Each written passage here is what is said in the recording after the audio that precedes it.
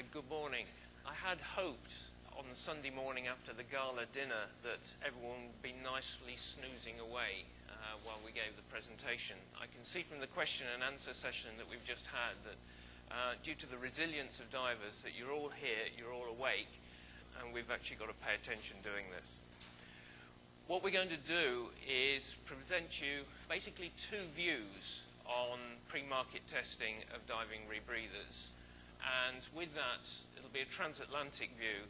I'm obviously standing here as a Brit and a European, and the role that I and Kinetic fulfill is very similar to that of NEDU in the States for the US Navy. We provide a similar role for the Royal Navy. So we're an independent test house. We don't manufacture from that point of view. Mike is going to present his view on this very much from a manufacturer's perspective. What I'm not going to do today, and we're not planning to do today, is to teach you how to actually determine the work of breathing, how to determine the canister endurance, and exactly how to do the testing. We want to cover a slightly more higher view of pre-market testing, of what it's about and where it comes from. What I'd like to do is to start with some diving safety considerations from pre-market testing. We're all here. Rebreathers have been used for a long time. They have been successfully used for a range of diving activities.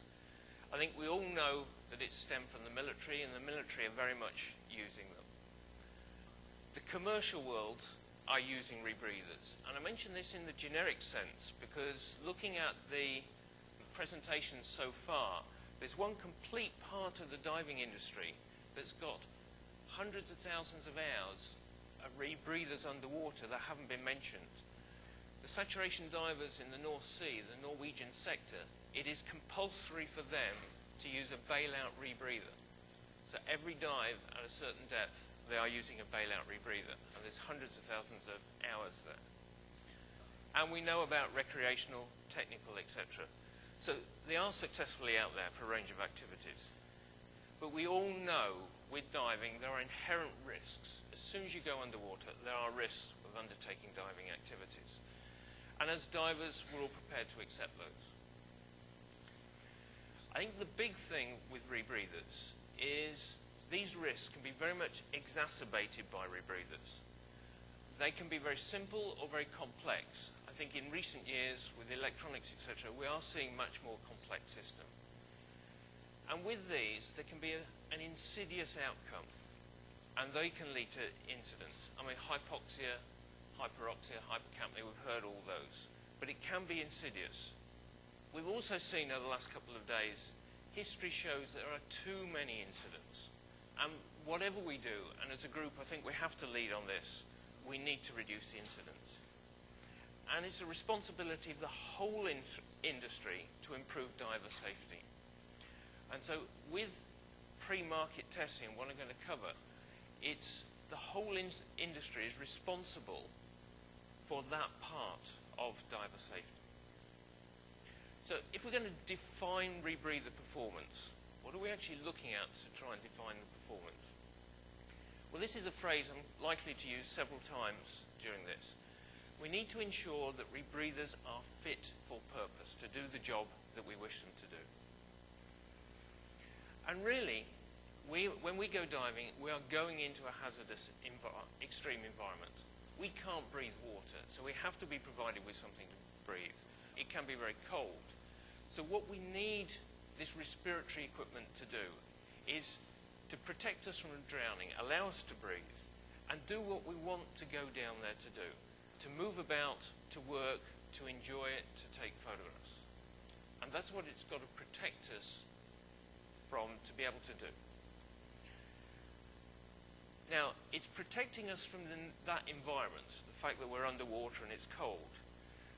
But the apparatus has to protect us from itself, its own inherent hazards. We all know about the 3 H's. I mean, I've got an illustration there of Floyce with his first rebreather. I mean, he removed the CO2 by soaking rope in caustic soda. You know, that's an incredible risk to put that in there. So we need to make sure that it protects us against itself. And another phrase that will come up, in doing that protection and reducing the risks, we have to invoke the logic of a LARP as low as is reasonably practical. And many people ask me, what does this really mean? Well, it's looking at a pragmatic and a cost-effective way of providing that protection. And specifically with pre-market testing, looking at the cost and timescales and intricacy of doing that.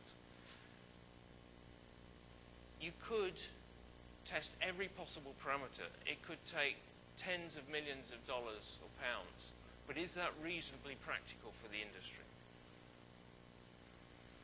But one thing you need to do to define is you need validation testing, and we've heard that it needs to be independent validation testing.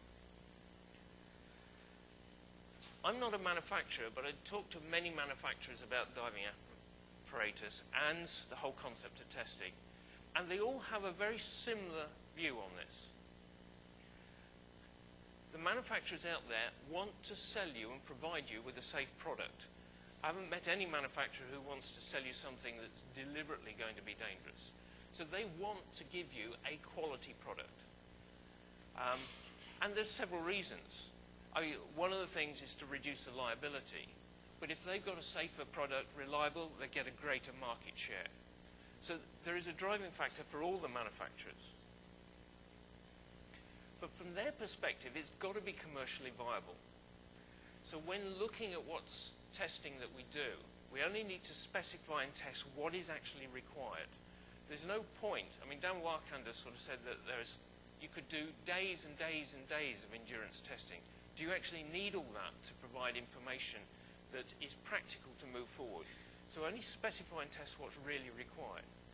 Hence the 4 degrees moderate work rate on canisters to reduce the time. Plus, test equipment is expensive. Many manufacturers have invested heavily in test equipment. And you've got to look at how much they have to invest compared to the returns. The other thing is, what do you use this testing for? Well, all manufacturers test their equipment during the product development. There's nobody who puts it together and then walks along and says, that is it. So during production testing, lots and lots of testing goes on, or production development. And then after that, you get 2 types of certification, really. One is type testing. Once the manufacturer's got a piece of equipment, they think, right, this is what I want to take to market. He will then put it through a formal series of tests, type testing, usually with independent audit and certification, to show that that design will work.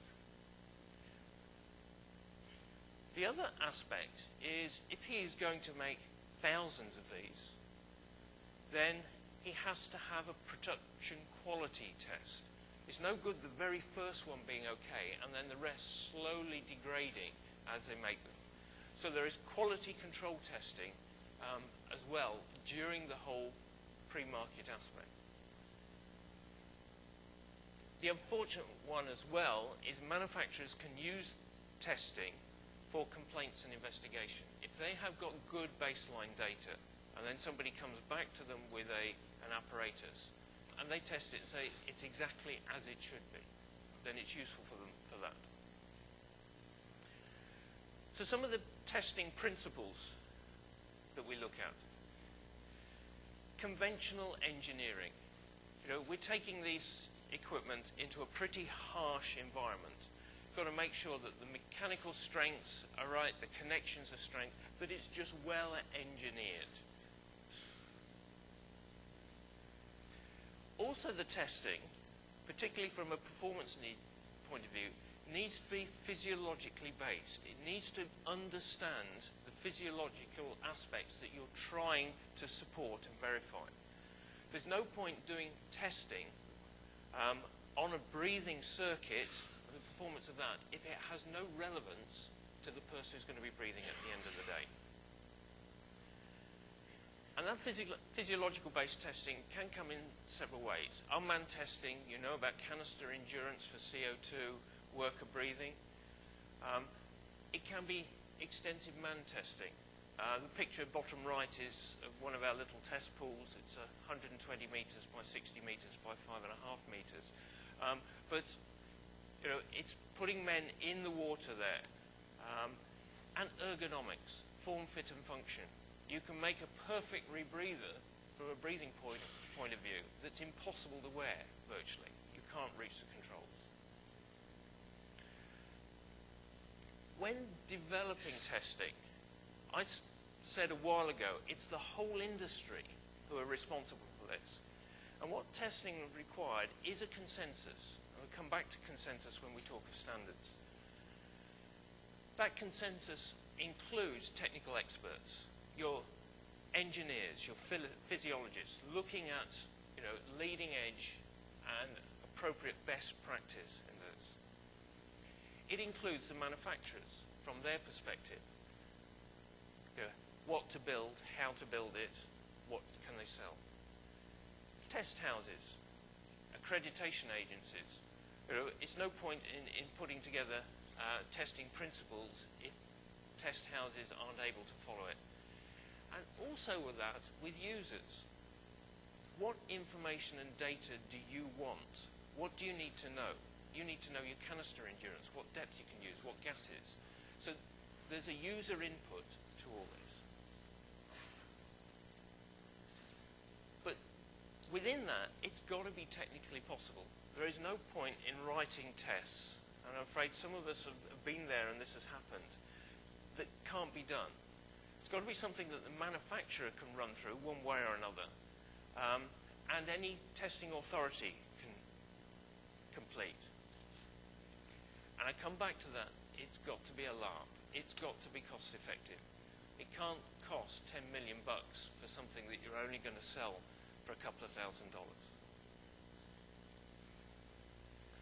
So what do we need to specify and validate and test? Well, I've mentioned mechanical engineering, and I'm not going to cover every detail, it's the principles. But if you've got hoses on there, are they fit for the pressure? Will they bend correctly? Pressure connections, are they right? Are your pressure gauges right? The materials that you use, most people are going to take them into seawater. Are they going to corrode if you've got dissimilar metals? High oxygen levels. Is it going to be compatible with high oxygen? Testing and that. Biological. Will it actually just rot away? Will it degrade? Are the materials such that when you put this in your mouth, you will get allergic reactions? We all know about breathing performance. We need to get the breathing performance right. The work of breathing, respiratory pressures, elastance. This is one that has been challenging us for years, and I'm not going to go into huge detail here of what levels we look at. But we are constantly looking at the best physiology and what is relevant. I mean, the current version of the European standard uses something called peak-to-end respiratory pressures. It's a double accounting system. It's wrong. You know, we're starting to look at elastance to overcome that. Inspired CO2. We've had many talks on that and the need to specify what levels are acceptable. And what is interesting, you know, are we going to have to start looking at end-tidal CO2? What numbers are relevant? That's one of my big concerns with that one. There's a huge variation, and you may set a level where some divers will never get in the water. We've just had a talk on PO2 control. What should the control be? Looking at that, gas and absorber endurances.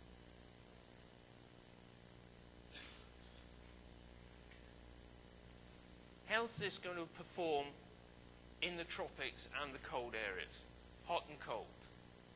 I mean, there are user groups who take this, you know, into the Arctic Circle under ice.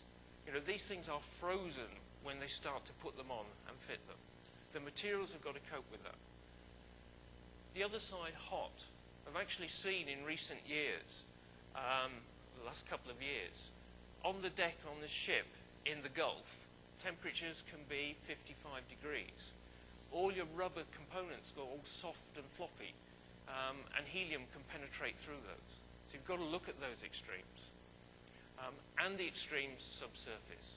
For instance, canister and sensor performance in cold and hot conditions. This is one that's easy to forget. Some of the user aspects. Marking the equipment, giving information to the user, labeling it. What labeling do we put on? We have discussed so far checklists. That is a user aspect. You know, should there be a big, almost sticker over the mouthpiece that you have to tear off that says, have you done your checklist? Which you have to take off before you can put it in your mouth. You know, how do you label it? How do you give instructions for use? Oh, one interesting sort of aspect on this, and we'll come to that, to prove that something has been pre-market tested and validated, the European standard requires certain marking. You will see that there is a CE mark. It will tell you which standard it's marked to, and also who certified it. So if you've got doubts on that. And a little bit tongue-in-cheek at this moment, I'm completely against paper-only checklists. If you've ever tried to use a paper-only checklist on a dive boat in England where it's always raining, it won't work. You've got to laminate them. Ergonomic, form, fit, and function. You've got to test that diver controls, the divers can reach them, they can operate them, they can find them. The displays, you can see, they give you warnings. There's a little example there of a configuration of a set where one of the hoses went right over the weight release. So if you tried to get it, you couldn't release the weight.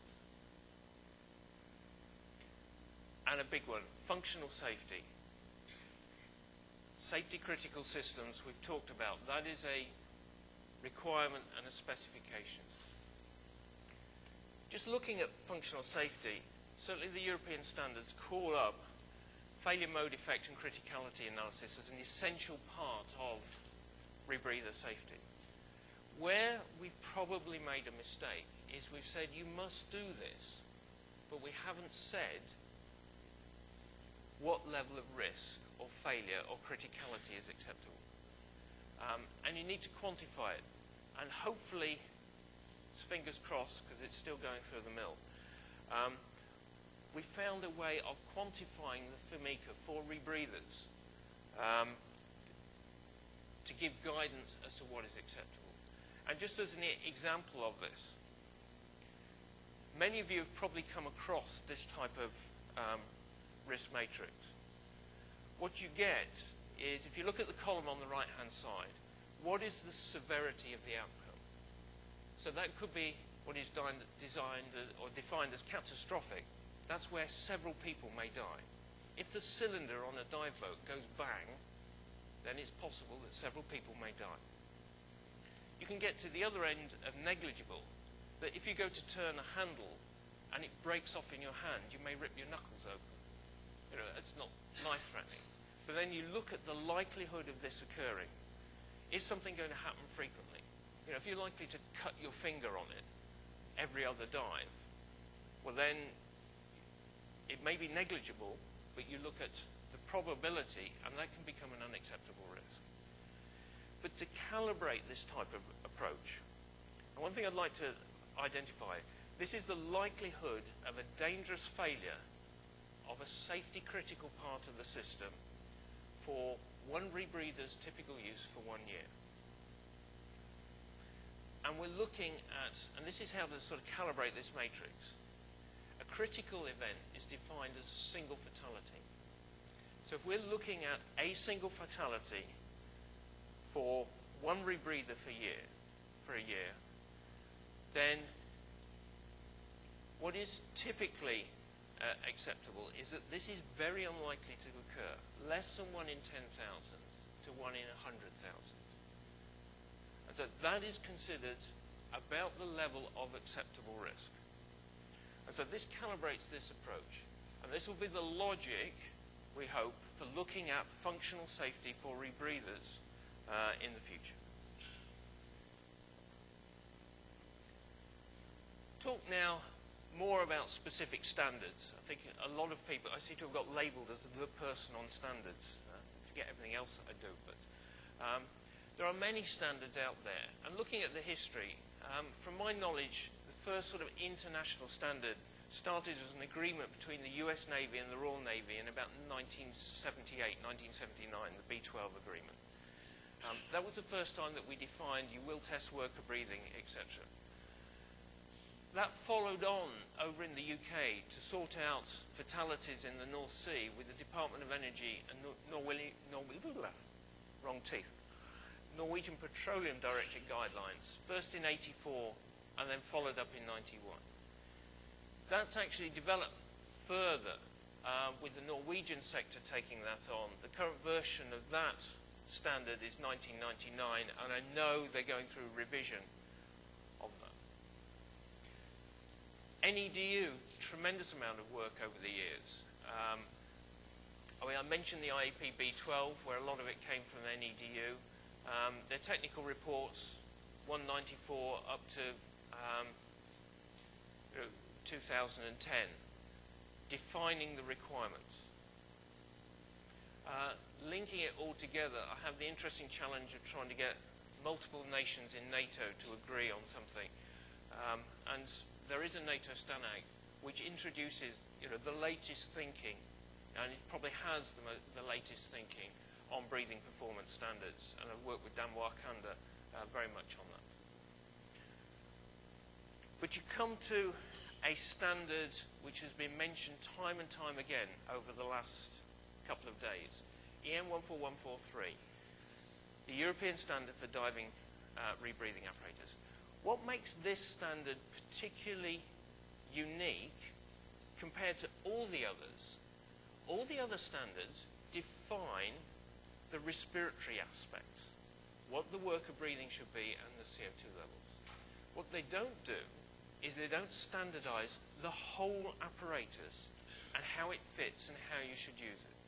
And that's what makes 14143 unique as a standard.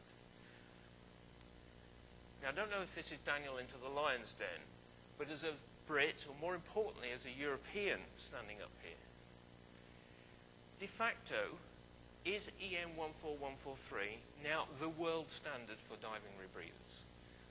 We have people in this room from many nations, North and South Hemisphere, and we're all talking about that standard. Is this now the standard? What that standard does is it does cover all these aspects, but then pulls in many other standards as well. So if you have an open circuit bailout, it will link to EN 250 for the open circuit side. If you have a buoyancy compensator or a wing, it links to the standard for those. It links to the connections. I mean, a very simple thing is, what connection on your cylinders? It's standardized, and you can move around the world and use them. And it also calls up functional safety standards, and there's a range of ways of doing that. What I want to do is to just try and help you with trying to understand where the European standard comes from and how it fits into it, and the European PPE directive. PPE is personal protective equipment, and within Europe, this is effectively European law. A directive was issued in 1989 to say, really, that systems have to be fit for purpose. It's been amended since then several times, but it does say that rebreathers, as PPE, have to be fit for purpose. That's all fully understood. Now, just to talk about the bureaucrats. Within the PPE directive, and this is how much the bureaucrats know about diving, is diving apparatus has to protect the diver from pressure. So you can imagine what we're up against as far as bureaucracy. Rebreathers have to be fit for purpose. Diving rebreathers are what are called Category 3 PPE. What that means is they have to be type approved. So you have to prove before you start going onto the market that it meets the requirements. It has to have through-life certification testing. That's called Article 10 and Article 11 if you want to be ANAREC. And it has to be certified by a notified body. Two ways to achieve the CE certification. One, actually, you have to do it either way. You have to produce a technical file. You have to produce, really, a collection of documents which tells you what the design is and what all the performance is. And where possible, you have to test and approve to a harmonized standard. A harmonized standard, such as EN 14143, means that it complies with the directive. And so that is harmonized for rebreathers. Where and who should test? Well, I've mentioned development. The manufacturer should test in-house, and you can use specialist test centers. Before pre-market release, it has to be overseen by an independent authority, this notified body. Now that can be independent witness tests in-house at a manufacturer, or it can be an independent testing. Who is competent? And this is really a big one for debate, and I'm not going to try and defend this. The notified body is appointed by the individual nations within the PPE, and they should check that the notified body is competent to do this. But it should also be a competent test house. Now, ideally, they'd be formally credited, but actually, trying to find a test house with formal accreditation for diving rebreathers is almost impossible. As far as I know, there's none. I don't know what the Swedes' accreditation is, but it's too expensive for most test houses to get formal accreditation. But a test house does need the appropriate facilities and expertise. It's no good buying a breathing simulator if you don't know what to do with it and what the numbers mean. And it's a little bit unfortunate that test house competence almost comes from grandfather rights. I mean, NEDU and ourselves at Kinetic have been doing this 30, 40 years. And I suppose in many ways we have taught a lot of other people from that. So just quickly looking, because the time is nearly up for me on this, EN 14143 is an international consensus standard. It's not ultimate. It will always be wrong, but it's the best that we can all agree on at the time. Some people have more comprehensive assessments, and particularly when it comes to manned performance and ergonomics. It is a harmonized standard. There are over 50 separate requirements and tests in there. It's a huge amount of testing, and it's a huge burden on the manufacturers. And the testing covers pragmatic aspects of the physiology, the mechanical aspects, functional safety, and the user aspects. It is constantly being revised.